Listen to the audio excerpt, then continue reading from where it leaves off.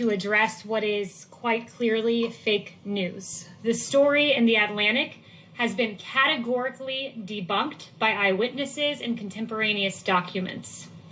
The Atlantic claims, quote, when President Trump canceled a visit to the Ain Marne American Cemetery near Paris in 2018, he blamed rain for the last-minute decision, according to The Atlantic, saying the helicopter couldn't fly and that Secret Service wouldn't drive him there. Neither claim was true, says The Atlantic.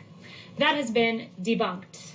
Behind me, you will see an email from one of the president's military aides that clearly reads, "We are a bad weather call for today's lift."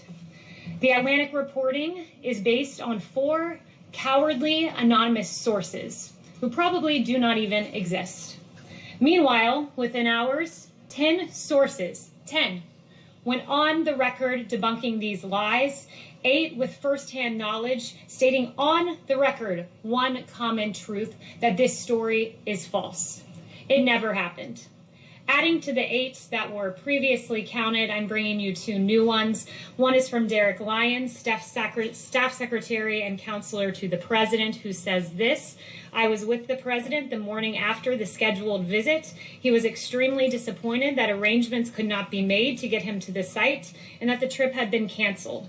I have worked for the President for his entire administration. One of my responsibilities is working with him on the many letters he signs to the families of our nation's fallen heroes. In all my time at the White House, Derek writes, I have never heard him utter a disparaging remark of any kind about our troops. In my view, he holds the brave men and women of our armed forces in the highest regard. I also bring to you today another quote from a former member of this administration, Dan Walsh, former Deputy Chief of Staff, who is also a retired military officer. I got off the phone with Dan just before coming out here, and he wanted me to share with you all.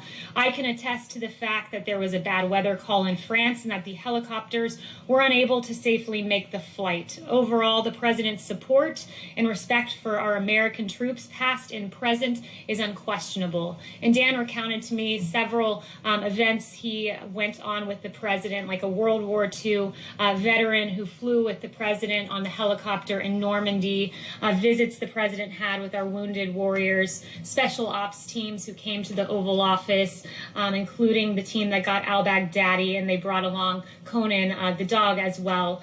He met with families at the Army-Navy game. He does this routinely. And at the World Series, when he got an opportunity to go watch the Nationals, he brought veterans with him. And I can tell you from what I've seen from this President, I have heard him describe his visits to Walter Reed in detail, and the angst he has had and the compassion he has had and the hurt he has had viewing these warriors who have been absolutely injured in the line of duty and are courageous heroes. And I've heard him recount how meaningful those visits are. I've also seen him just a day before this article came up talk about there was rain and lightning popping around, and he said, I want to go out there and I want to talk to our World War II veterans. This is America's greatest generation, and the President holds them in the highest of regards. So why would a publication abandon all journalistic integrity and publish this story?